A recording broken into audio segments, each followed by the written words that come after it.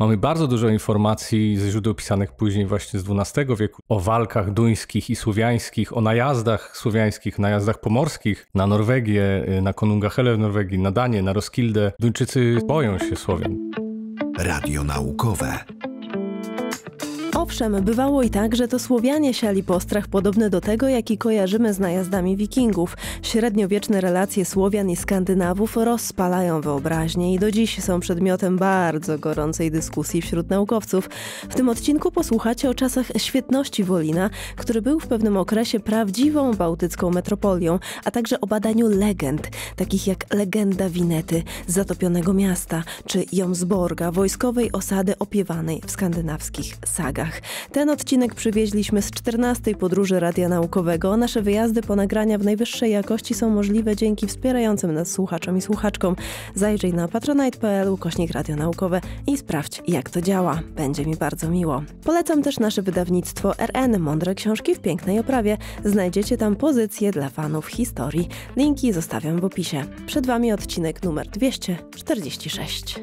Ladies and gentlemen, this discovery has taken a long time. we have detected gravitational waves. This year's prize is about rewriting the code of life. My body is very limited. My mind is free to explore the universe. We are not making science for science. We are making science for the benefit of humanity. Radio naukowe. Włącz wiedzę. Czytała Agata Kulesza. Czytał Mariusz Bonaszewski. Czytali Roch Siemianowski I Beata Jewiarz. Wybitni lektorzy, mądre książki. Sprawdźcie na wydawnictwo rn.pl. Polecam. Karolina Głowacka. Radio naukowe w podróży. I to gdzie zajechałam? Na zachodnie rubieże. Wyspa Wolin. U doktora Wojciecha Filipowiaka jestem. Dzień dobry. Dzień dobry. Pracownia archeologiczna w Wolinie przy Ośrodku Archeologii Średniowiecza Krajów Nadbałtyckich w Szczecinie, Instytut Archeologii i Etnologii Polskiej Akademii Nauk. Jesteśmy też w pięknym budynku. Oryginalnym, starym, ze starą, skrzypiącą podłogą. Trochę się tutaj pokręcę, to usłyszycie. Co tu wcześniej było? To jest budynek z końca XIX wieku, budynek mieszkalny, po niemiecki oczywiście, jak to na ziemiach odzyskanych. Jak to na ziemiach odzyskanych. Ale od 1954 roku jest już tutaj pracownia archeologiczna. A jakie były? A też słyszycie koty, ponieważ otaczają nas koty. Chyba pierwszy raz w takie piękne mamy mobilne studio. O Pomorzu Zachodnim będziemy mówić we wczesnym średniowieczu, o Wikingach i Słowianach. I może nie ma co przedłużać. Wolin słowiański czy wikiński, jeśli chodzi o osadę? Słowiański, oczywiście słowiański. Rozumiem podchwytliwość tego pytania, ale wszystkie źródła, które mamy, zarówno pisane, jak i archeologiczne, dotyczące wczesnośredniowiecznego Wolina, świadczą o tym, że główną siłą sprawczą w mieście w cudzysłowiu, pewnie do tego jeszcze wrócimy, byli Słowianie. I kiedy został założony? Pierwsza osada pojawia się w tym miejscu, w którym dzisiejsze miasto funkcjonuje, pojawia się w końcu VIII wieku. Ona się pojawia w takim niewielkiej wysoczyźnie w pobliżu przejścia przez Cieśniny Dziwne, bo trzeba przypomnieć dla wszystkich, którzy tutaj nie byli, że Wolin to jest miasto, ale Wolin to jest też stolica wyspy o tej samej nazwie, największej wyspie w Polsce. I miasto to było bramą właśnie na wyspę i jednym z powodów założenia osady, który się wskazuje w literaturze, jest to, że jest tutaj po prostu przejście przez Cieśninę Dziwne, którą uciekają wody z Zalewu Szczecińskiego do Bałtyku. Zwracam na to uwagę, ponieważ często Dziwna jest mylona z rzeką, to jest cieśnina, to nie ma dopływów, więc to jest cieśnina. Też profesor Gaziński opowiadał mi, że ta cieśnina taka trudna do żeglugi trochę, nie? Czy ja wiem? No nie jestem żeglarzem. Na pewno ma pewną specyfikę, co z nazwy też wynika, jest dziwna, ponieważ zmienia bieg. W momencie, kiedy jest cofka na Bałtyku, to wtedy wody odwracają kierunek, co powoduje też oczywiście podtopienia, bywa niebezpieczne i to bywało już niebezpieczne w średniowieczu i we wczesnym średniowieczu i mamy na to dowody. Natomiast czy jest trudno do żeglugi? Na pewno Zalew Szczeciński jest taką zdradliwą akwenem. Ja osobiście nie żegluję, ale wielu znajomych, którzy żeglują, to mówią i znam to też z literatury, więc pomimo tego, że jest płytki, to bardzo szybko potrafi się na nim zmienić pogoda i łatwo wpaść w kłopoty. Może wyjaśnijmy, dlaczego to moje pytanie było poniekąd podchwytliwe, czy słowiański, czy wikiński. Podchwytliwe dlatego, że po prostu nad dziejami Wolina od blisko 200 lat trwa taka bitwa, by można powiedzieć, walka o zarówno obecnych, jak i dawnych badaczy, ponieważ w Wolinie koncentruje się bardzo wiele problemów z wczesnego średniowiecza, z tego względu też, że związane są z nim zarówno legendy, jak i bardzo często, jak na ówczesne czasy, jak na Barbarikum, pojawia się w źródłach pisanych. Dużo częściej niż inne miejsca, które znamy z terenu wczesnej Polski, czy dzisiejszej Polski. Tak więc Wikingowie, Skandynawowie pojawiają się w Wolinie, pojawiają się zarówno w źródłach pisanych, mamy o nich sporo informacji, ale też w toku tych badań prawie 200-letnich, od 1828 roku, znaleziono sporo zabytków, które wiązano ze Skandynawami. Stąd dyskusja o tym, która siła była decydująca w mieście, która nacja, czy grupa etniczna, czy grupa kulturowa, to jest też osobna dyskusja oczywiście, tutaj decydowała, od lat rozpala wyobraźnię. Być może los tej dyskusji jest podobny jak los dyskusji dotyczącej autochtonów i allochtonów, czyli pochodzenia Słowian. To znaczy, tak na nos trochę czuję, że być może nie ma odpowiedzi na to pytanie, bo pytanie jest źle zadane. Okej. A historycznie w pewnym sensie. Tak, bo chodzi o to, że w pewnym momencie, jak mówimy Słowianie, Wikingowie, Skandynawowie, to rozumiemy te pojęcia w taki dosyć domyślny dzisiejszy sposób. Ale jak zaczynamy schodzić do szczegółów, to już przestaje to być takie oczywiste. Czym jest plemię, czym jest grupa etniczna, czym jest grupa kulturowa, czy człowiek identyfikujący się z grupą kulturową musi posługiwać się danym rodzajem przedmiotów, albo na przykład czy człowiek, który posługuje się daną mową, czy mowa równa się kultura materialna.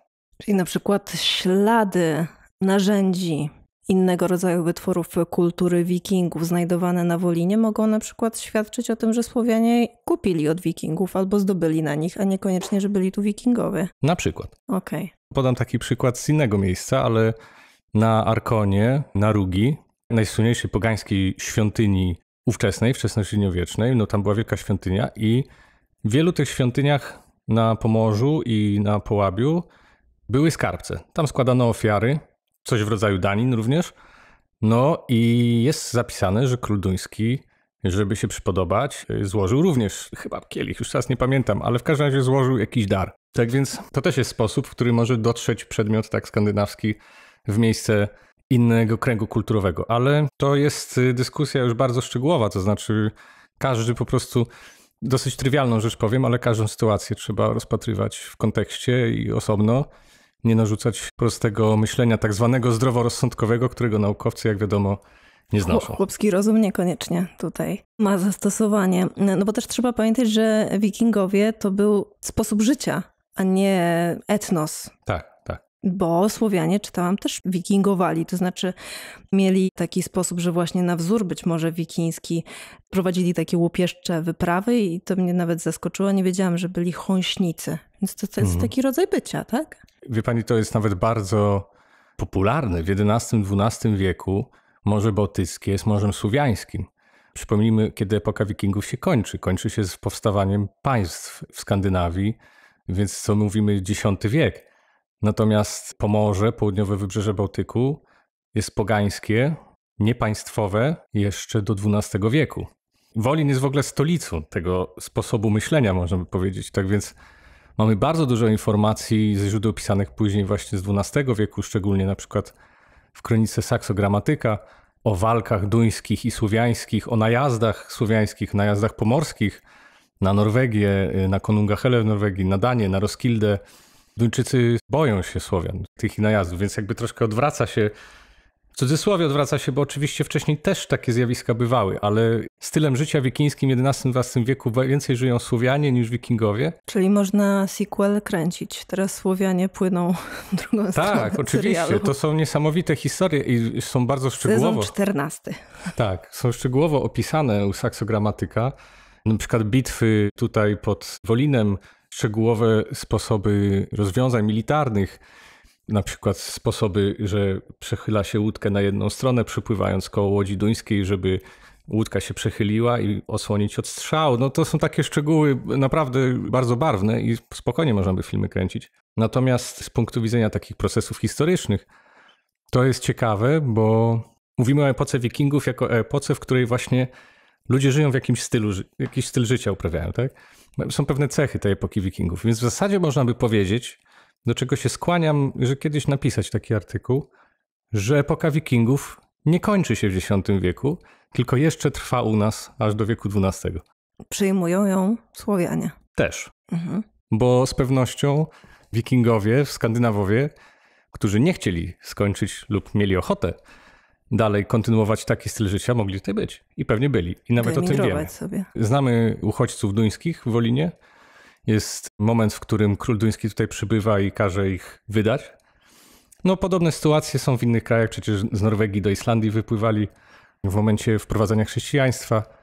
To jest to, o czym powiedziałem na początku. To znaczy nie możemy traktować tak prosto, że to jest teren słowiański. Tak? To znaczy on jest... W masie ludzie tutaj z pewnością mówili po słowiańsku i mieli kulturę słowiańską, ale dużo więcej się kontaktowali i mieszali, niż nam się dzisiaj wydaje. Skoro mówimy trochę o tym, że ta kwestia poniekąd trochę polityczna właśnie, chociażby to, co pan porównał, te kwestie czy autochtonii, czy proszę mi przypomnieć to drugie słowo. Dziękuję. Czyli czy byli tutaj, czy przybyli Słowianie, no to przecież lata temu, no to była niemalże czysto kwestia polityczna. Archeologię się wykorzystywało politycznie. Czytałam, że wcześniej, w XIX wieku, a później w XX szczególnie, no to niemiecka archeologia z kolei bardzo chciała tutaj znaleźć Jomsborg chociażby, żeby tych Słowian trochę to dziedzictwo, czy może po prostu pamięć wypchnąć, a Jomsborg, czyli właśnie osadę wikińską, wydobyć. Zanim powiem o Jomsborgu, to powiem, ponieważ nawiązała pani do upolitycznienia archeologii. Tak. Myślę, że nauka generalnie jest polityczna, w ogóle życie jest polityczne. No bo jeżeli mówimy o biologii, to jeżeli zaczniemy rozmawiać o naturalnym poczęciu i tak dalej, no to nagle to się zaczyna robić polityka, prawda? Jak mówimy o fizyce i o bombach atomowych, no to też jest czysta polityka. Matematyka może się uchowa. Może. Matematyka, logika. To upolitycznienie jest wszędzie. Oczywiście przenika nasze życie i to jakby jest nasza obowiązek naukowców, żeby pilnować. Jest to wykrzywienie, czy wpływa na nasz sposób wnioskowania, tak samo jak inne cechy osobnicze. Z jakiegoś powodu ktoś chce zajmować się tym, a nie innym epoką, pewnie dlatego, bo jako dziecko oglądał serial, który mu się podobał, więc to stara się nie wpływać później to na sposób myślenia. Jeśli chodzi o Jomsborg, to jest fascynująca historia. Faktycznie ona była wykorzystywana przez Niemców. Nawet było czasopismo Die Jomsburg nazywające się, które miało udowadniać tutaj prawa nazistowskie do tych ziem. Jomsborg to była twierdza półlegendarna. Mówię półlegendarna, No bo właśnie kiedyś mówię o legendarna, bo badacze uważali, że raczej jest to wytwór literacki. Ja wolę mówić półlegendarna, bo jestem troszkę może ostrożniejszy. Generalnie jest to opis twierdzy wikińskiej założonej albo przez Haralda Sino-Zębego, albo przez takiego wodza Palnatokiego, która miała funkcjonować u ujścia Odry. I informacje o tej twierdzy pojawiają się w XIII-wiecznych sagach spisanych w Islandii. Oczywiście część z tych informacji próbuje się szukać głębiej w tak zwanych wierszach skaldów, które są zapisane w tych sagach. Można je cofać troszkę wcześniej, ale generalnie jest to późna tradycja, czyli mówimy o tym, że informacje o Jomsborgu spisane są 200-300 lat młodsze niż wydarzenia, o których mówią. Kawał czasu, natomiast my znowu myślimy o kawale czasu w naszym mniemaniu. Tradycja ustna przechowuje wiedzę bardzo precyzyjnie setki lat. No i pamiętajmy, że do dzisiaj nam się wydaje 300 lat, że to szybko leci. Wówczas czas płynął wolniej. No i badacze, oczywiście w kilku sagach skandynawskich są opisane dzieje tej twierdzy, która miała funkcjonować prawie jak zakon. Miała swoje zasady, nie mogły kobiety przybywać wewnątrz, wojownik nie mógł ustąpić pola równemu lub słabszemu. Dużo takich jest ciekawych literackich opisów. To spowodowało, że badacze już od setek lat w zasadzie fascynowali się tym tematem i szukali miejsca, gdzie by to mogło być. Szybko według opisów doszli do wniosku, że to powinno być gdzieś tutaj, u ujścia Odry, najprawdopodobniej w Wolinie lub w pobliżu.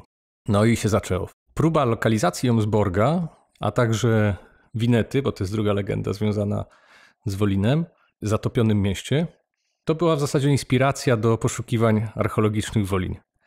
W toku tych badań w zasadzie przez ostatnie, myślę, 40-50 lat już był konsensus, taki w miarę konsensus wśród naukowców, w każdym razie na pewno polskich, że Wolin i Jomsbork to jest po prostu nazwa tego samego miejsca. No tak właśnie miałam pytać. Większość badaczy raczej skłaniała się ku temu, że te bajeczne dzieje Jomsborczyków, bo oni naprawdę pojawiają się wszędzie. W pewnym momencie jeden z Jomswikingów jest w Ameryce Północnej.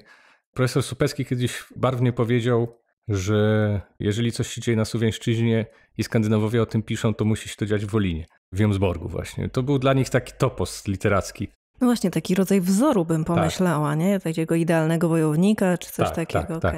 W pewnym momencie pojawił się pomysł, żeby szukać tej twierdzy w formie Trelleborga. To są takie twierdze Haralda Sinozembego, pierwszy chrześcijański król Danii, który zakładał właśnie takie twierdze okrągłe na planie koła, przypominające trochę rzymskie forty. I w obrębie jego władztwa właśnie pojawiają się tego typu twierdze, więc sądzono, że Jomsbork powinien tak wyglądać. Do dziś pojawiają się takie pomysły, ponieważ jest to na tyle pobudzający wyobraźnię temat, że się pojawia w różnych wytworach popkultury, więc w różnych grach komputerowych, w mangach jest manga dotycząca Jomsborczyków, bardzo zresztą fajna z punktu widzenia historycznego. I tam się pojawia właśnie Jomsbork w formie takiego okrągłego grodu Trelleborg.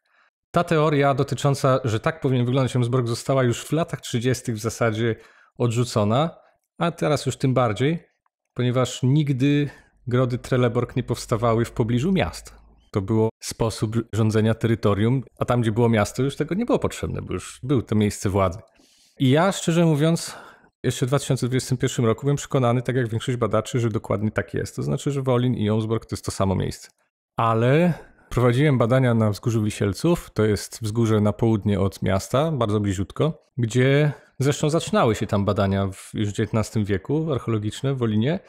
I na wzgórzu tym zlokalizowano wiele cmentarzy wczesnośredniowiecznych. Płaskie, ciałopalne, szkieletowe, kurhanowe, różne. Jedno wielkie, gigantyczne cmentarzysko. I to wzgórze Wisielców znajduje się na południe od miasta, w zasadzie już na wyjściu na Zalew Szczeciński. I prowadząc te badania, sformułowałem taką hipotezę, nagle mnie oświeciło. Przyznam, że dokładnie pamiętam ten moment, ale tak to właśnie jest, jak się wpatruje w coś. Długo to może zobaczyć, to jest niebezpieczne.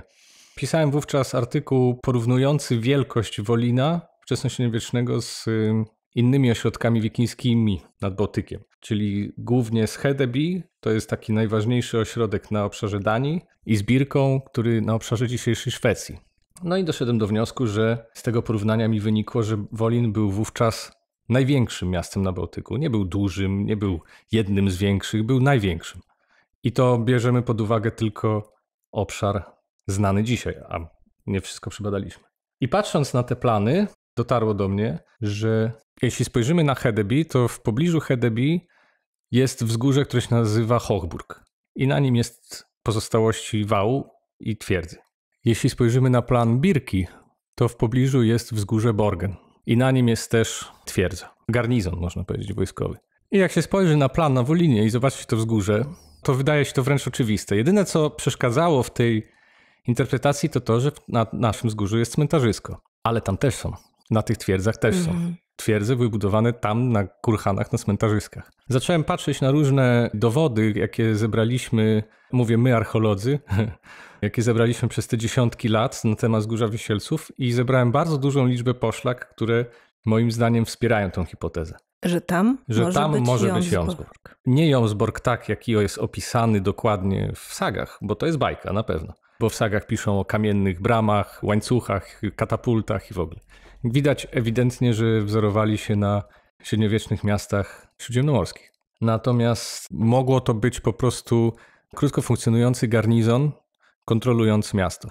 Jak się wejdzie na Wzgórze Wisielców, to się wydaje wręcz oczywiste, bo żeby kontrolować miasto, trzeba kontrolować szlak wodny. Ponieważ woda i żegluga to jest klucz do bogactwa i do siły ekonomicznej wszystkich miast nad Bałtykiem, ale Wolina szczególnie.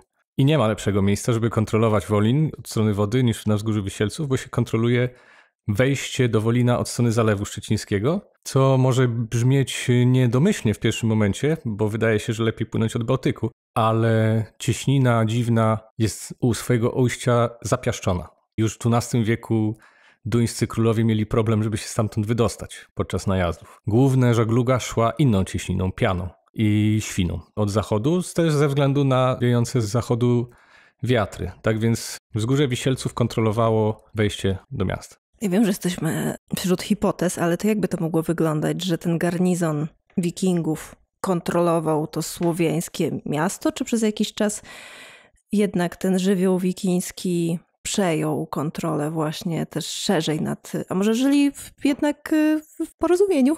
A może wikingowie byli wykorzystywani jako ochrona? Nie mam pojęcia. Jomsborg to jest taki bardzo króciutki epizod w 400-letniej historii Wolina, który po prostu bardzo mocno rozbłysnął w źródłach, szczególnie tych sagach, i w końcu X wieku, kiedy miał funkcjonować, w ogóle bardzo dużo się dzieje wokół. Na Bałtyku powstają państwa, powstaje przecież państwo polskie, powstaje duńskie. To kotek hałasuje, jak on ma na imię?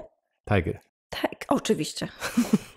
W tym czasie po prostu bardzo dużo się dzieje politycznie, mamy dużo źródeł na ten temat i Jomsborg jest elementem tych wszystkich wydarzeń. Jedną z hipotez, dlaczego powstał, jest to, że polski książę Mieszko chciał w ten sposób, dogadał się z Duńczykami, żeby kontrolować miasto, bo miasto nie było polskie, miasto było wolińskie, miasto było pomorskie. Tiger sprząta po sobie. Szukaj Jomsborga. Tam nie ma. Nie sprawdził.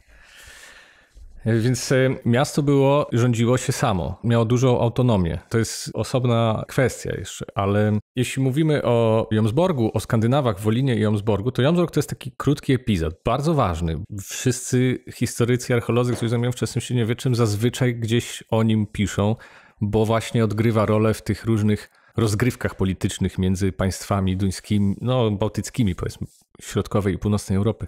Odgrywa też rolę w momencie powstania państwa polskiego, ponieważ ma ogromne znaczenie gospodarcze i być może właśnie tak się podejrzewano, że to był jeden z powodów, dla których Mieszko I bardzo chciał zająć nadmorskie miasta, to znaczy, żeby rzekę Srebra przejąć. Wiadomo, że w powstawaniu państwa pieniądze są potrzebne. Bardziej, że handel niewolnikami kwitł wtedy, tak. Mieszko też się dorobił na tym solidnie. Tak, ale Skandynawowie w Wolinie pojawiają się od samego początku. Ja w tej chwili pracowałem nad datowaniem północnej dzielnicy Wolina, która się nazywa Srebrne Wzgórze z kolei. Srebrne Wzgórze z tego względu, że istnieje tam, w zasadzie XIV wieku znajdowano tam skarby srebrne, wczesnośredniowieczne.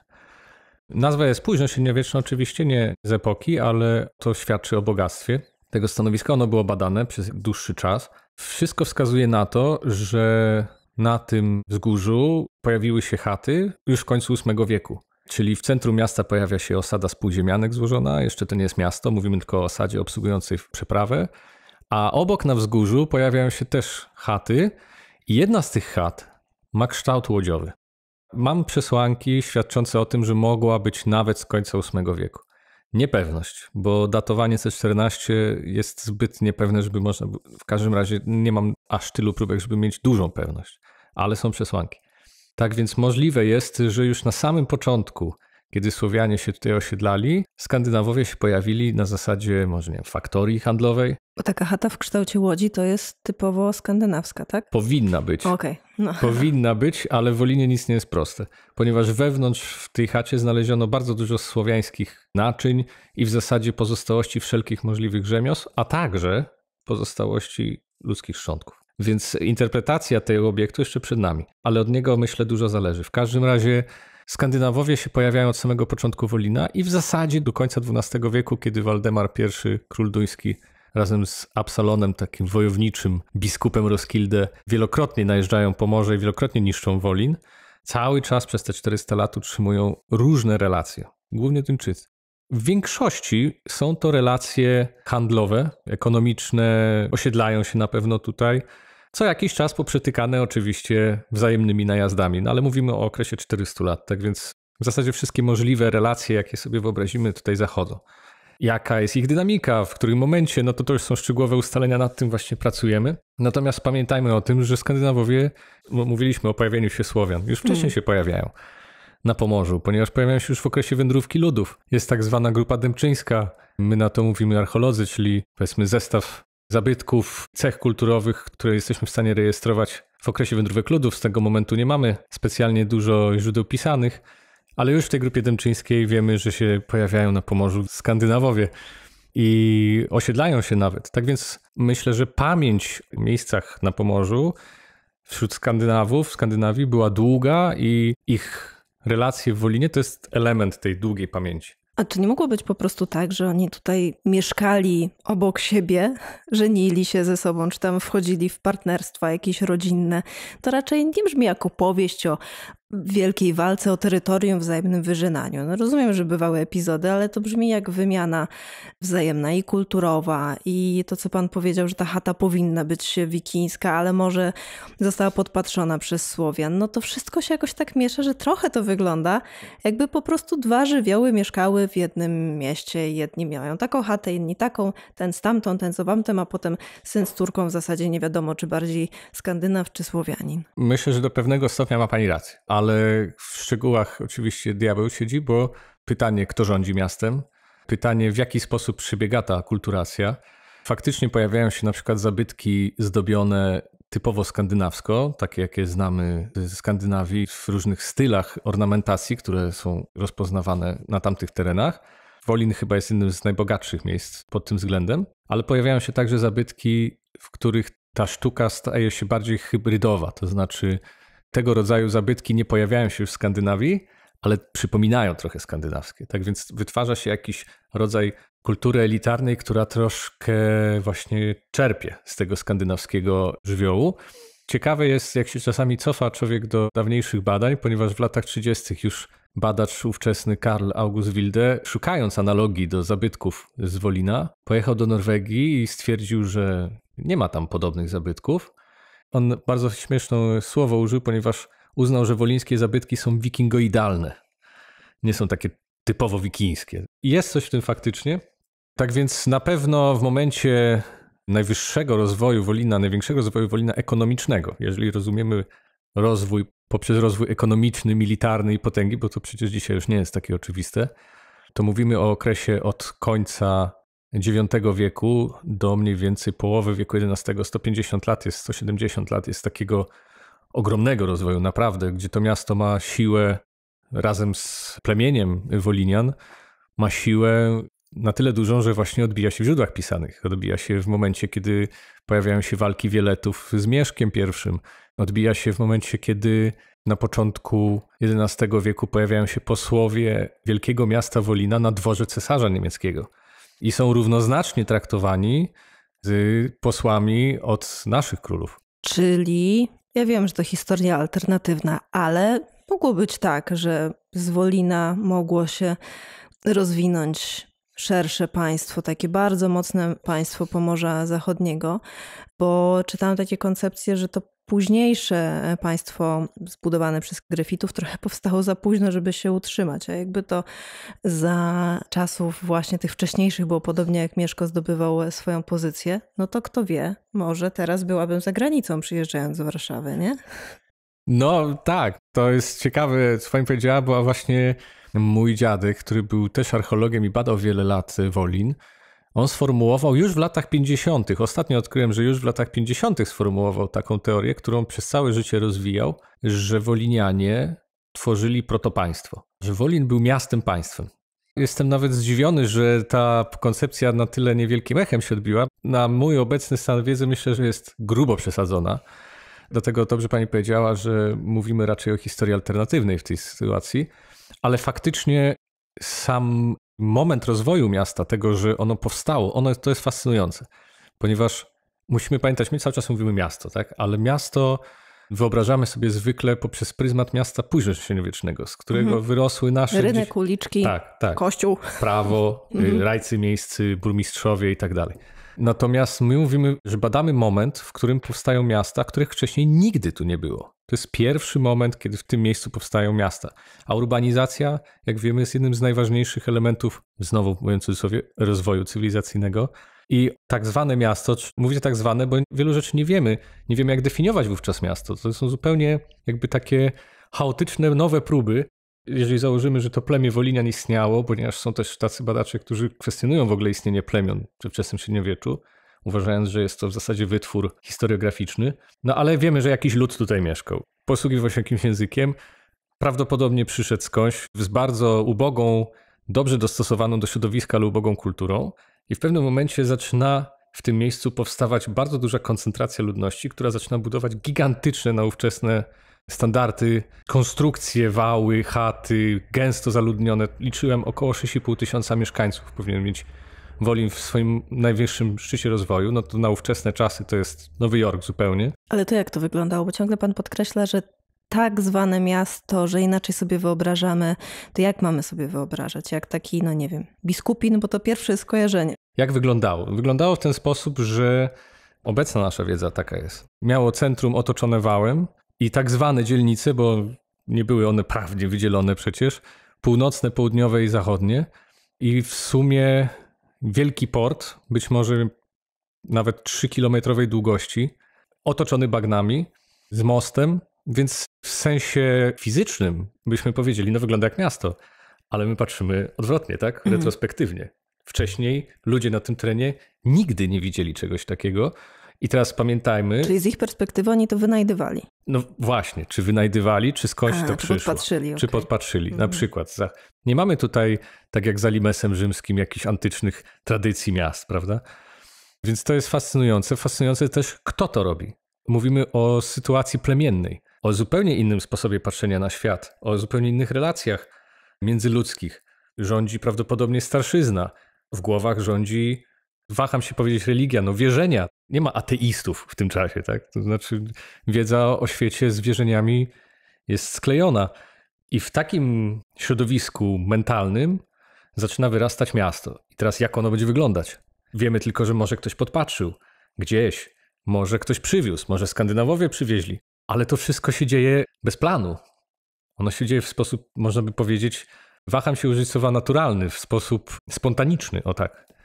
Więc to, jakie relacje wówczas zachodzą, nie tylko między Skandynawami a Słowianami, ale wszelkie relacje międzyludzkie. Dlaczego to się dzieje? To już są odpowiedzi na pytania nie tylko o wczesnym średniowieczu. A widać już jakąś taką specjalizację typową dla późniejszych czasów, że ten się zajmuje, nie wiem, wytwarzaniem wioseł, ten się zajmuje czymś tam, ten jest piekarzem, tu się dzieje to. No to, co znamy właśnie z miast tak klasycznie, czy każdy sobie samowystarczalnie? Zależy jakie rzemiosło, bo są oczywiście takie rzemiosła, które każdy mógł wykonywać, typu obróbka drewna, która była podstawowa, ale są tego rodzaju rzemiosła, które z pewnością wykonywali zawodowi rzemieślnicy. W Wolinie to jest bardzo właśnie dobrze widoczne, bo na przykład rzemieślnicy obrabiający poroże i wytwarzający z niego niesamowicie piękne i precyzyjne grzebienie.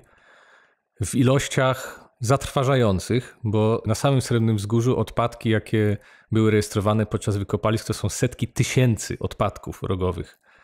Jakby pani zobaczyła, w ręku miała taki grzebień, to precyzja wykonania tych ornamentów i tych zębów jest po prostu trudna do uwierzenia, że można takie coś osiągnąć w warunkach, dzisiaj byśmy powiedzieli, bardzo chałupniczych. No ja właśnie tutaj kartkowałam sprezentowane opracowanie dotyczące tego, co się na Wolinie udało odkryć do tej pory i rzucił mi się w oczy taki grzebień, który wyglądał jakby był, nie wiem, z XIX wieku. To, tak? Tak.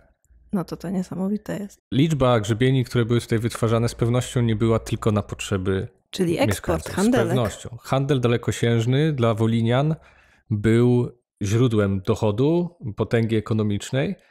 I trzeba pamiętać, że to nie tylko tak było, że Skandynawowie tutaj przypływali, czy inni, bo znamy przecież opisy Ibrahima Jakuba o Wolinie. Bardzo prawdopodobne, że wszelkie możliwe nacje mogły tutaj się pojawić. Ostatnio nasz kolega instytutowy Mateusz Bogucki właśnie zidentyfikował z ostatnich jednych badań monety arabskie, które prawdopodobnie nie przychodziły z rąk do rąk, tylko bezpośrednio z miejsca, gdzie były wybite, przybyły. Co może świadczyć o tym, że ten człowiek stamtąd przyjechał. Bo zwykle jak znajdujemy monety, no to bardzo często one z rąk do rąk przychodzą i trudno nam powiedzieć. A to jak to kolega mógł zidentyfikować, że transakcja była pojedyncza? No to będzie pani musiała zaprosić Mateusza Boguckiego, ale generalnie chodzi o to, że w koncentracji monet, w mieszku jednym, były taki skład monet, który to sugeruje. Ponieważ trudno jest uwierzyć, żeby był przypadek, że na przykład 3 monety z tej samej mennicy w tym samym mieszku dochodząc z różnych rąk, akurat trafiły w tym samym momencie, w tym samym czasie w jeden mieszek. Tak? Więc mówię w skrócie, Mateusz by to opowiedział szczegółowiej. Czyli możemy sobie wyobrazić, że tutaj na tym terenie, gdzie jesteśmy teraz, na Wyspie Wolin, odbywała się transakcja między Arabami, jakimś Arabem, który sobie tutaj przybył, i Wolinianinem na srebro, i co kupił jeden od drugiego? Niewolnika? No, na przykład niewolnika. Oczywiście niewolnicy teraz są tematem modnym, bym powiedział, w badaniach archeologicznych i widzę, że też historycznych. I z pewnością był to bardzo ważny element gospodarki. W Wolinie jest ciężko ich zidentyfikować, bo co byśmy mieli znaleźć, tak? Jakieś łańcuchy. Natomiast znaleziono od groma różnych sznurków, sznureczków, linek i tak dalej. Bez wątpienia, jeżeli krępowano dużej ilości ludzi, to raczej nie używano do tego tysięcy łańcuchów, tylko po prostu sznurów. Czy da się jakoś zanalizować te sznury, żeby, nie wiem, jakieś resztki DNA, krwi czy czegoś, wchodzimy już w takie mroczne jakieś opowieści, ale może się da. Bez wątpienia ci wikingowie i Słowianie sprzedawali się nawzajem, bo obszary arabskie miały ogromne zapotrzebowanie na ten towar. Jeżeli mówimy o Wolinie, to mówimy też o tym, że, co chyba nie podkreśliliśmy w tej rozmowie, tutaj się wszystko doskonale zachowuje, bo to są bagna. To jest w zasadzie miasto stworzone na bagnach. Dzięki temu dzisiejsze miasto literalnie, o czym się przekonałem, literalnie stoi na mieście historycznym. Jakby nie było tego miasta pod spodem, bo ono istnieje pod spodem. Wszystkie te resztki pozostałości kolejnych faz tych 400, 500, 600 lat, bo mówimy też o późnym średniowieczu i nowożytności, one są zachowane. Tutaj, gdzie teraz siedzimy? Tu pod nami? Prawie, że pod nami, dosłownie kilkadziesiąt metrów stąd. Ale jakbyśmy poszli 200 metrów do centrum, to tam już jest 7 metrów nawarstwień kolejnych miast, jeden na drugim, świetnie zachowanych, pozostałości chat, ulic, wszystkich organicznych przedmiotów z drewna, ze skóry. To jest wielka rzadkość. No ale, przepraszam, skąd pan to wie, skoro tam jest miasto? To jak się tam dostać? Od 200 lat są badania. My też, polscy archeolodzy i pracownia archeologiczna tutaj w Wolinie to jasne, prowadzi. Ale chodzi mi o to, że, bo to z jednej strony fajnie brzmi, że jesteśmy dokładnie na tym samym terenie, co to miasto średniowieczne, ale z drugiej strony to niedobrze, bo się nie dokopiemy do wszystkiego. Nie? No oczywiście. Po wojnie nastała taka, może to zabrzmi znów dosyć przerażająco, ale nastała taka sytuacja, w której archeolodzy mieli dogodną możliwość badania wielu obszarów miast w Polsce, ponieważ po prostu były zniszczone. Wolin był zniszczony w 70-80%, szczególnie w centrum miasta, więc było ogrom obszarów pustych, ale jak zwykle na badania naukowe, archeologiczne zawsze brakuje pieniędzy, więc pomimo tego, że w literaturze uważa się, że Wolin jest przebadany świetnie, to tak naprawdę na te 26-7 hektarów to my mamy nakłucia. I z tych nakłuć, z tych rodzynków w cieście dosłownie czytamy całą tą wiedzę, o której mówimy w tych naprawdę setkach, już tysiącach prawie, że publikacji dotyczących Wolina. No właśnie muszę przyznać, że ze zdziwieniem i 2 razy musiałam przeczytać datę. Zobaczyłam, że został wystosowany list intencyjny w sprawie właśnie badań na Wolinie w 2024 roku i naprawdę kilka razy patrzyłam, czy dobrze widzę datę.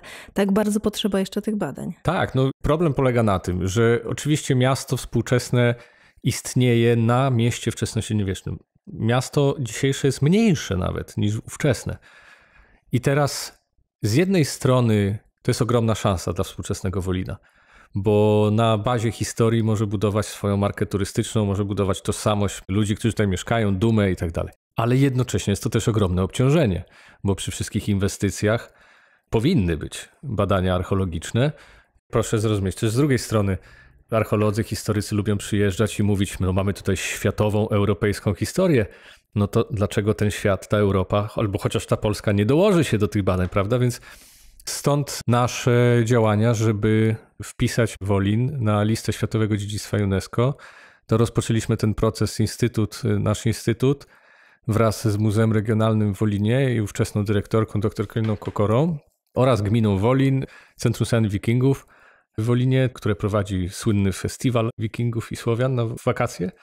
Rozpoczęliśmy ten proces, ponieważ ja jestem przekonany, że po pierwsze, to jest jedno z miejsc, które na Pomorzu ma szansę się dostać na tą listę. Nie mamy ani jednego miejsca z listy dziedzictwa UNESCO.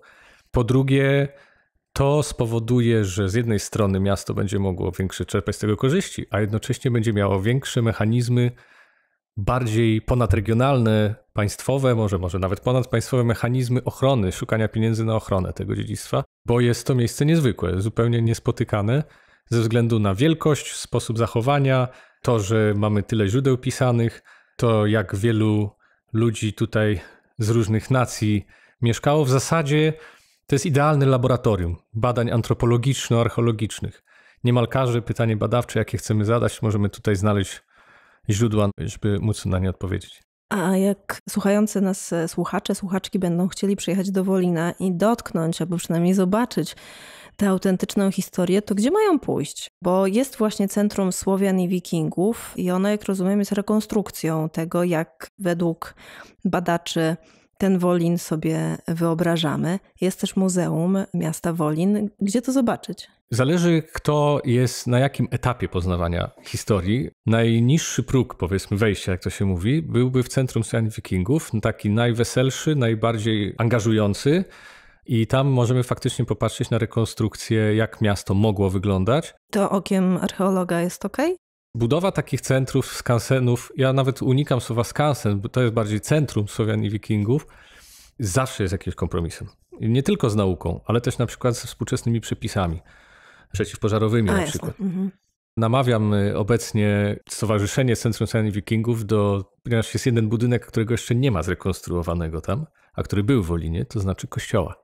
Ponieważ w XII wieku, dopiero w XII wieku przybywa Otton z Bambergu i chrystianizuje Pomorze i także Wolin i zakłada w Wolinie 2 kościoły. Jeden z takich kościołów z jego misji znaleźliśmy podczas badań profesora Mariana Remkowskiego w nieodległym Lubinie, też na wyspie Wolin, więc można by zrekonstruować ten kościół. Więc przechodzimy przez Centrum Słowian i Wikingów, jeżeli nic nie wiemy, to dobrze stamtąd zacząć.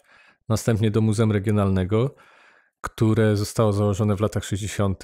tymczasowo w budynku po barze. I znam tą opowieść bardzo dobrze, ponieważ mój dziadek brał aktywny udział w zakładaniu tego muzeum jako ówczesny dyrektor Muzeum Pomorza Zachodniego, a dzisiaj Narodowego w Szczecinie. I był to po prostu budynek, w którym funkcjonował bar. Nie Ale było... taki bar do picia, czy taki bar do jedzenia? Z tego, co opowiadał, to bar, w którym serwowano, on to mówił, tak zwany polski kawior, czyli kaszankę i wódkę. Zawsze opowiadał, że udało mu się założyć to muzeum dzięki temu, że kobiety były za nim, ponieważ chciały bardzo, żeby ten bar został zamknięty. W każdym razie oczywiście to miało być na chwilę. I jak to w Polsce zwykle bywa, ta historia trwa do teraz i od kilku lat namawiamy miasto i współpracujemy z miastem, żeby właśnie znowu tą ponadregionalną, europejską, wielką historię pokazać w odpowiedni sposób, ponieważ to muzeum ma teraz nową wystawę stałą, którą w zeszłym roku otworzyliśmy. Wspólnie właśnie współpracowaliśmy z pracownikami muzeum nad tym, ale jest to wystawa tymczasowa. W tym sensie, że jest to niewielka wystawa. Te zabytki są wypożyczane do muzeów w całej Europie, w British Museum, do Paderborn, do Berlina, a tutaj pokazujemy w byłym barze, więc ten kontrast, ja już się do niego przyzwyczaiłem, nawet zacząłem go lubić. Na wyspie, jak się mieszka i pracuje na wyspie, to różne rzeczy inaczej zaczyna się postrzegać niż w kontynencie, ale ten kontrast jest naprawdę dojmujący, to znaczy wielkość historii w stosunku do tego, w jaki sposób jesteśmy w stanie ją pokazywać i się nią cieszyć. Prosiło takie muzeum w kształcie na przykład takiego domostwa na kształt Łodzi, nie? Taki pierwszy pomysł. Jasne. Są widoki jakieś na to? Są widoki, ponieważ właśnie teraz podpisaliśmy w zeszłym roku właśnie list intencyjny w sprawie badań archeologicznych, które będziemy prowadzić razem z Uniwersytetem w Aarhus w Danii. Otrzymaliśmy finansowanie. Te listy intencyjne podpisywaliśmy w obecności króla Danii, Fryderyka X, jak był w Szczecinie, bo uważamy i na szczęście nasi przyjaciele z Danii też uważają, że wokół historii możemy budować przyjaźń między naszymi narodami, a w dzisiejszych czasach niespokojnych jest to szczególnie cenne, długofalowe, ale ważne. Będziemy robić dosyć duże badania wokół Wolina, nie samym centrum, tylko na tych właśnie dzielnicach. Będziemy szukać portów nowych w Srebrnym Wzgórzu, będziemy kopać w różnych miejscach, które do tej pory nie były rozpoznawane i liczymy na to, że to jest taki plan. To znaczy zrobiliśmy w 2022 roku międzynarodową konferencję, następnie nową wystawę stałą w muzeum, niewielką, ale nową. Pierwszy raz w Wolinie są pokazywane oryginalne zabytki, których nigdzie na świecie nie zobaczymy, skandynawskie, między innymi słynny Światowid woliński. Następnie będziemy robić badania. Liczymy, że te badania również przyciągną zarówno ludzi zainteresowanych historią, decydentów i pomogą wpisać Wolin na listę Światowego Dziedzictwa UNESCO i zbudować właśnie to nowe muzeum. Jednym z elementów jest też wydawanie książek i teraz Muzeum w Wolinie wydało książkę Ryszarda Kiersnowskiego Legenda Winety z naszym tutaj pomocą i współudziałem. I to jest książka, drugie wydanie magisterki z lat 50. To może brzmi śmiesznie na pierwszy rzut oka, ale jest to... Ryszard Kiersnowski to był wybitny badacz, mediewista i napisał magisterkę dotyczącą właśnie legendy związanej z Wolinem, legendy o zatopionym mieście. To taka, można powiedzieć, południowo-bałtycka Atlantyda. I on w tych latach 50. bezsprzecznie udowodnił, że to jest związane z Wolinem i świetnie rozwikłał wszystkie zagadki, przez które kilkaset lat ludzie się zastanawiali, bo to jest naprawdę węzeł gordyjski różnych przekazów, podań i tak dalej. Książka ta w zasadzie już była słabo niedostępna, a szczególnie niedostępna na zachodzie. Więc w pierwszym etapie wydało muzeum po polsku, drugie wydanie zrobiło. Mamy nadzieję, że następne będzie angielskie i w ten sposób chcemy, powiedzmy, lobbować, promować ideę UNESCO i nowego muzeum i dziedzictwa Wolina. Ta książka wydana bardzo elegancko z komentarzem współczesnym w oryginalny sposób. Ten komentarz jest taką małą książeczką, która jest doklejona do okładki, więc można się z tym zapoznać i zachęcam was bardzo. A czy mogę dopytać trochę więcej o legendę Winety? Oczywiście. Co to za opowieść jest? Bo to jest mega brzmi, nie? Zatopiona osada. Legenda Winety jest to legenda o zatopionym mieście, które zostało zatopione za grzechy. Za chciwość mieszkańców. Wersje tej legendy... Sodoma i Gomora. Tak. Były bardzo rozpowszechnione wśród mieszkańców południowego wybrzeża Bałtyku, ale oczywiście ówczesnych mieszkańców, którzy w 1945 roku pojechali na zachód. W Niemczech ta legenda jest ciągle całkiem żywa. Jest Muzeum Winety w takim miasteczku Barth na przykład, bo oni by bardzo chcieli, żeby tam była ta wineta, bo właśnie nie znają książki Ryszarda Kiersnowskiego. Naprawdę. A jeżeli znają, to nie cytują. I ta legenda w zasadzie powstała w XII wieku na bazie tej bogatej historii Wolina, a powstała w wyniku błędu paleograficznego. To znaczy, jak się zapisuje nazwę Wolin w źródłach pisanych, czasami zapisywano Julin. Stąd też była przez chwilę legenda o tym, że Juliusz Cezar założył Wolin, bo kiedyś miasta, jak wiemy, każde miasto musiało mieć starożytną, antyczną tradycję. No więc po łacinie zapisywano Julin, Jumneta, końcówki różne łacińskie były zmieniane i w pewnym momencie, jak zobaczymy, oczywiście nie ma J, tylko jest I, a U jest zapisywane jak V. I w pewnym momencie powstał błąd. Zamiast Jumneta było Wimneta. I Wineta, i później ta nazwa już przy następnych źródłach była przekręcana. No i dopisywano nowe wersje. Były wersje mówione w pewnym momencie. To jest bardzo ciekawa legenda z tego względu, że ona właśnie, to nie jest legenda, byśmy dzisiaj powiedzieli folkowa, ludowa. To jest legenda, która spłynęła do ludu z elit. Ze źródeł pisanych. Najpierw były źródła pisane, później dopiero spłynęły do mieszkańców, które zostały uzupełnione i później było tych wersji już bardzo, bardzo dużo. Jednym z takich ostatnich akordów jest też polski akord, to znaczy słynna opera Feliksa Nowowiejskiego, Legenda Bałtyku. To właśnie opowiada o legendzie Winety. Czyli to po prostu był Wolin z literówki. Tak. W skrócie tak. Niesamowita ta historia. A czy zachowały się, no pewnie nie, skoro pan o nich nie mówi. Rozumiem, że Wolinianie nie pisali, a przynajmniej nic o tym nie wiemy, żeby jakieś chociażby szczątkowe, prymitywny alfabet, cokolwiek, nic? Nic o tym nie wiemy i też nie wiemy, tak jak i w innych miejscach naszego kraju z tego okresu Słowiańszczyzny, no nie wiemy nic takiego. Coś by się już raczej znalazło, nie, do tej pory. Jedyna pisana przedmiot z tego okresu, jaki jest znaleziony, można go zobaczyć w Muzeum Wolińskim teraz właśnie na wystawie, to jest mała deseczka z kilkoma runami, którą na pewno Skandynaw zostawił, na której jest napisane umiesz pisać runy, więc prawdopodobnie albo ćwiczenie, albo w każdym razie szybciej bym się spodziewał i to jest chyba jedno z niewielu miejsc w Polsce, gdzie jest szansa, że podczas wykopalisk, które właśnie zaczynamy w tym roku, na przykład gdzieś będzie leżał kamień runiczny skandynawski. To by było fajne, bo może by opisał sąsiadów na przykład. Byłoby wspaniałe. Nie?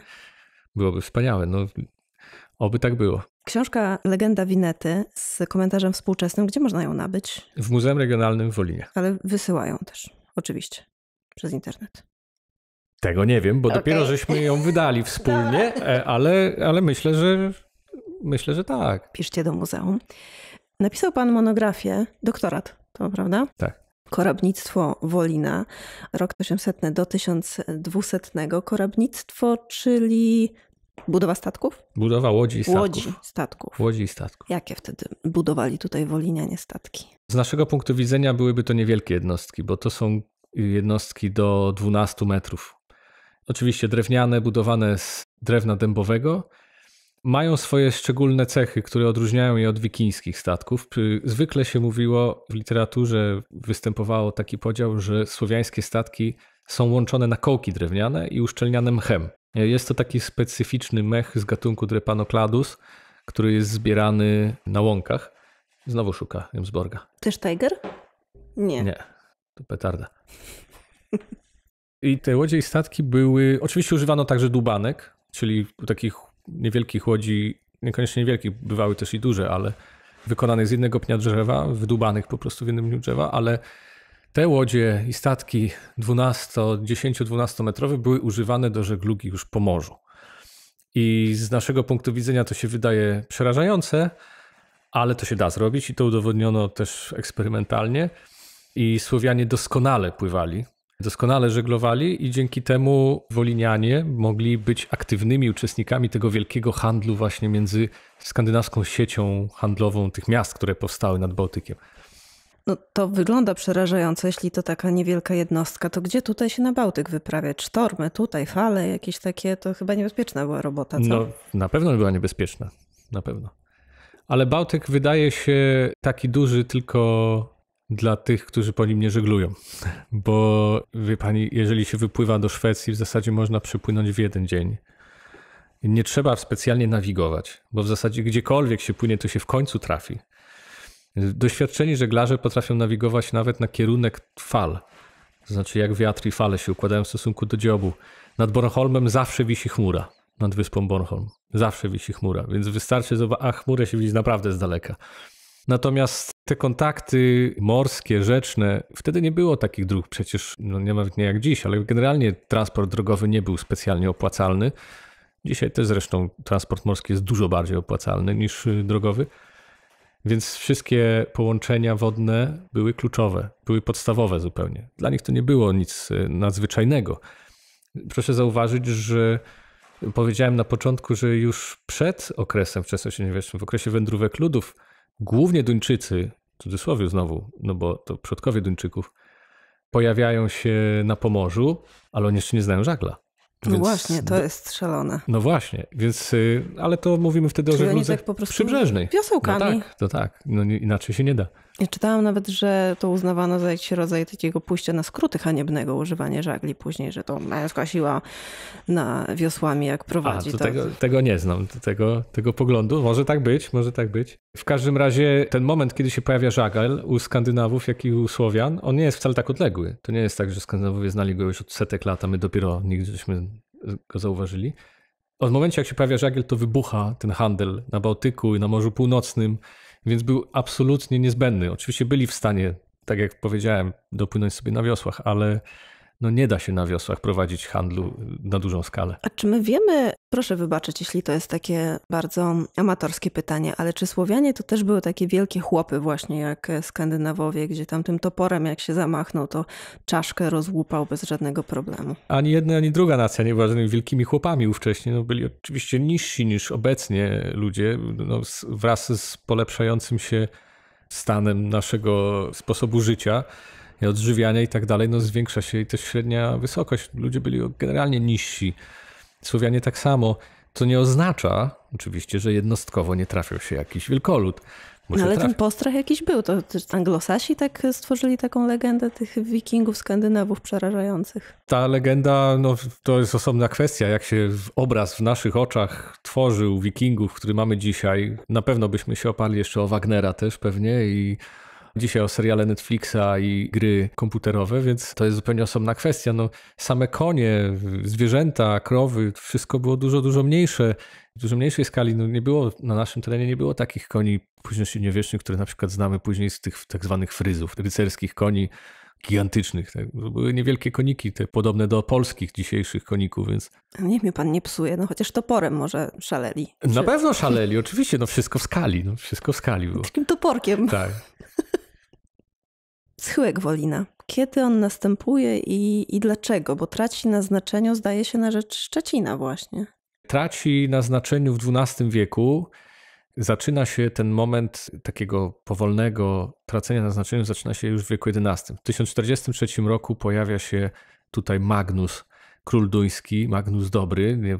Ten przydomek nie jest dla nas ważny. My byśmy na pewno inny nadali jako mieszkańcy Wolina. W każdym razie pojawia się Magnus Dobry i najeżdża Wolin. I spierają się naukowcy do teraz, jak bardzo wówczas niszczy. Ja reprezentuję tą grupę, która uważa, że ówczesne zniszczenia nie były aż tak duże, ale tak czy inaczej widać i w materiale archeologicznym, i w źródłach pisanych, że od tego momentu już ta potęga nie jest pierwszoplanowa na Pomorzu Wolina. Na pewno jest bardzo ważny jeszcze w początku wieku XII, bo wtedy mamy źródła pisane przy okazji tej misji chrystianizacyjnej, o której mówiłem. Fantastyczne źródła, 3 żywoty Ottona z Bambergu, które bardzo szczegółowo opisują Wolin, mieszkańców, różne tutaj rzeczy, które archeolog, historyk to się bardzo cieszy z takiego źródła, to jest ewenement. I jeszcze wówczas Wolin jest bardzo ważny, ale już wtedy wolinianie mówią, że przyjmiemy chrzest, jeśli szczecinianie to zrobią. Można teraz znowu zastanawiać się, czy dlatego, że Szczecin był ważniejszy, czy dlatego, że wolinianie byli twańsi. Bo to jest miasto kupców i kupcy przede wszystkim muszą być sprytni. W każdym razie ten kres wczesnośredniowiecznego Wolina, takiego jaki znamy z X-XI wieku, przychodzi w końcu wieku XII, kiedy Waldemar I z tym biskupem Absalonem przypływają, kilkukrotnie niszczą Wolin. Bardzo szczegółowe są opisy walk z książętami pomorskimi ówczesnymi pod Wolinem.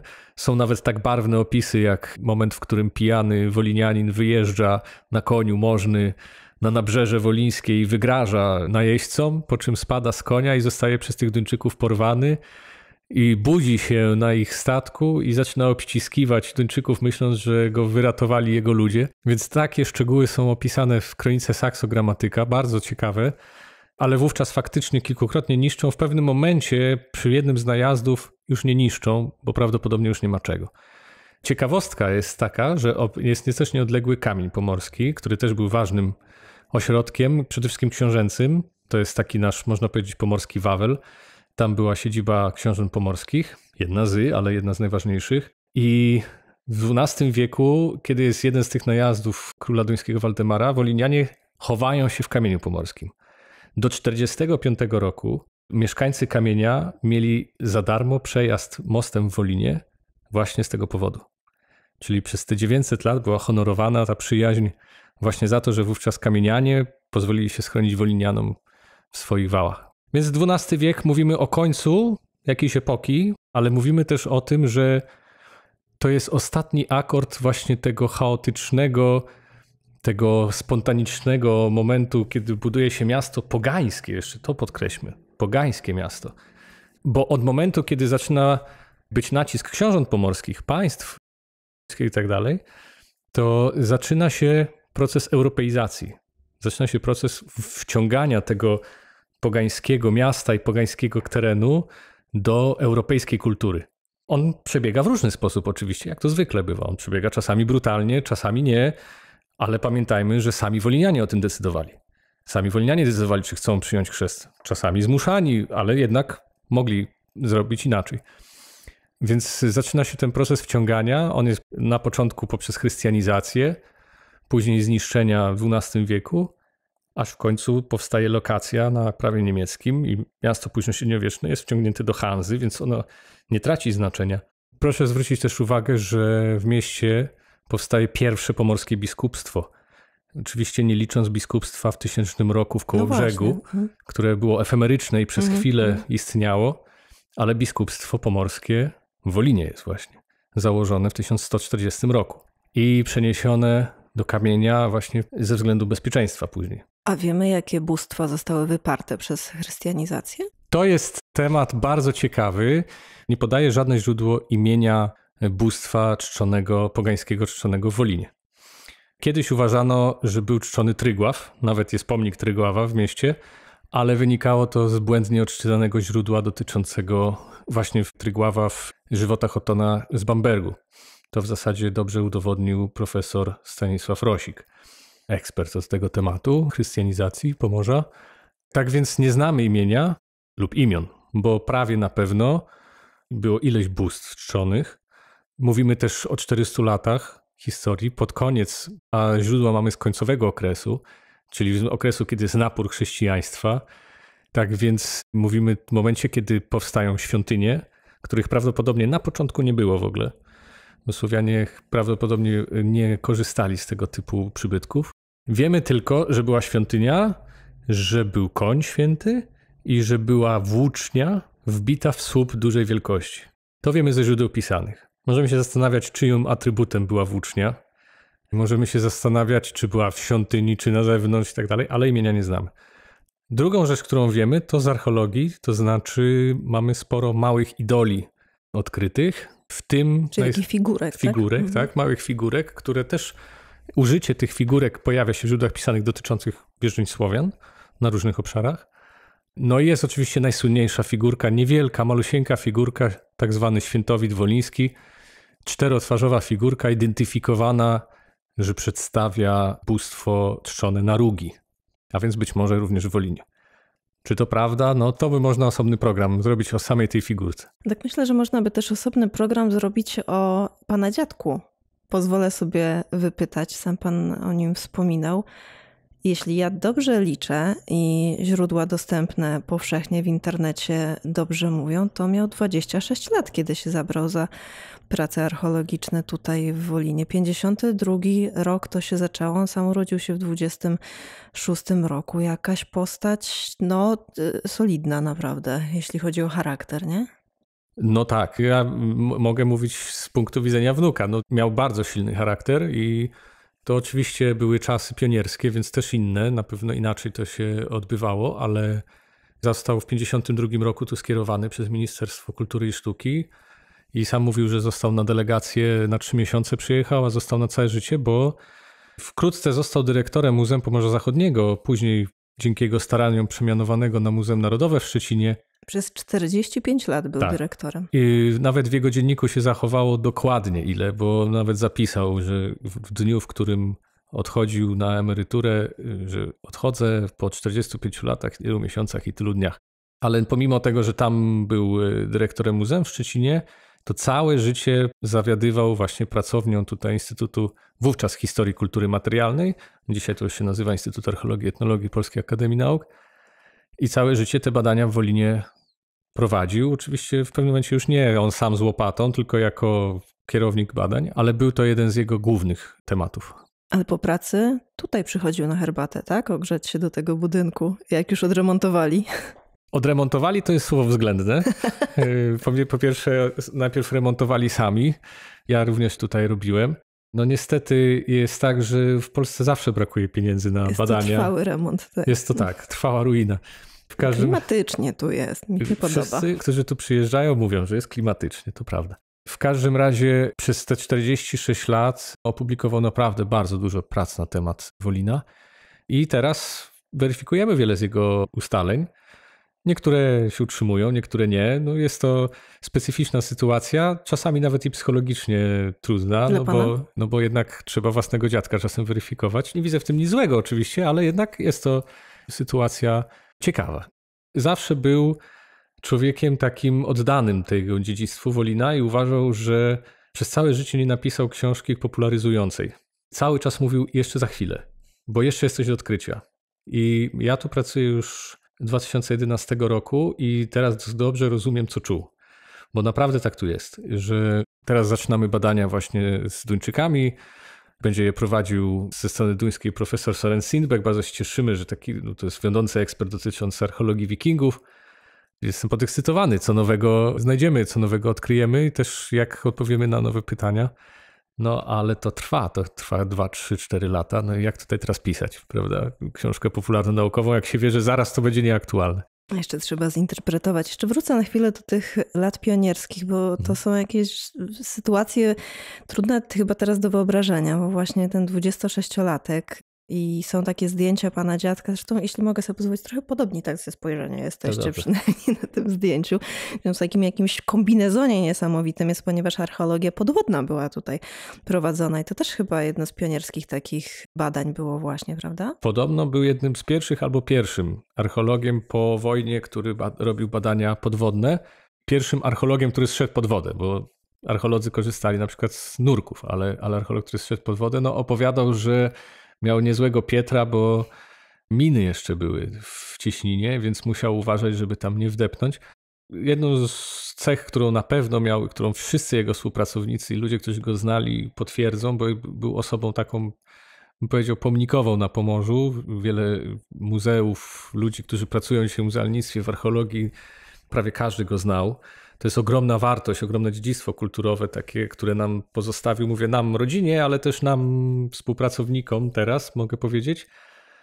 I to bardzo nam ułatwia też to co pozostawił dobrego międzyludzkiego, bardzo ułatwia kontakty i ułatwia pracę. Dzięki temu mogę zadzwonić w dodani do profesora Sorena Sindbecka i on wie, z kim rozmawia, bez przedstawiania się albo bez dużego przedstawiania się i to jest coś, co ułatwia i mam nadzieję, że to jest taki duch dobry, który wisi nad Wolinem ciągle. A pan tu jako mały berbeć się snuł po tych wykopaliskach? Też. Ostatnio byłem z rodziną na Srebrnym Wzgórzu i zdałem sobie sprawę, bo nie tylko ja jako berbeć się snułem, ale również mój ojciec się snuł jako berbeć na Srebrnym Wzgórzu i kopał. Mój dziadek tam był i przyjechała też moja prababcia zobaczyć wykopaliska, więc już 4. pokolenie Filipowiaków łazi po tych górkach i próbuje je przekopać. Ma to urok. Czasami ma też, jak się popatrzy jeszcze dalej, ilu archeologów od tego początku XIX wieku ciągle próbuje to zrobić i się czyta te historie i czasami z przerażeniem się czyta, jak one są podobne, to znaczy na przykład jakiś inwestor wchodzi i zaczyna budować w miejscu, gdzie są jakieś ważne znaleziska i się z tym nie liczy i archeologowie próbują powstrzymać i jest czasami też takie wrażenie Macondo, 100 lat samotności i takiego koła, które się ciągle toczy, takiego wielkiego déjà vu, ale generalnie jest to przyjemne uczucie. A pamięta pan, kiedy zdecydował się zostać archeologiem? Jak nie dostałem się na Akademię Sztuk Pięknych. Już myślałam, że będzie piękna opowieść, dziadek mnie wziął na kolana i tak dalej. Nie, ale to prawda, że dziadek na pewno zaszczepił wiele z tych elementów, tak samo zresztą jak rodzice, bo u mnie w domu też historia jest taką rzeczą, którą się dyskutuje przy stole często. I wyobraźnia to jest rzecz kluczowa dla archeologa i dla historyka. Natomiast faktycznie od dziecka przyjeżdżałem na wykopaliska, dziadek zabierał mnie też na budowanie właśnie łodzi wczesnośredniowiecznych, bo rekonstrukcję łodzi wczesnośredniowiecznych on inspirował jako jeden z pierwszych w Polsce, albo chyba pierwszy w Polsce.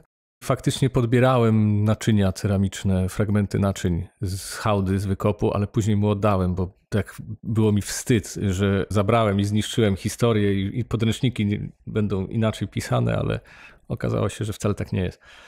Ale wówczas było jakiś element magii w tym, kiedy pokazywałem mu te fragmenty naczyń i on mi mówił, to jest tam z połowy IX wieku. I mówię, kurczę, jak to można wiedzieć takie rzeczy od tak? A można i wcale to nie jest takie trudne. Jedną z rzeczy, którą zaszczepił też dotyczącą archeologii, to jest takie poczucie, ponieważ on też prowadził badania w Afryce, sam też raz byłem w Afryce i też ciągnie mnie w różne inne miejsca.